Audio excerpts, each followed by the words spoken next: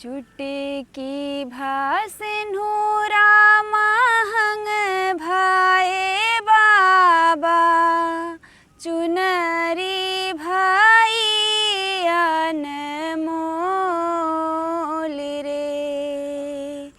यही रे सिन्हुरवा के कारण बाबा छोड़्याओ देश तोहार रे।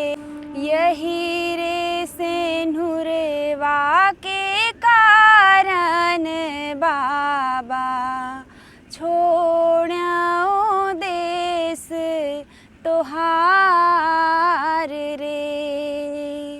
अम्मा कहीं बेटी नीति उठी आयु, बाबू कहिन छठे मास रे।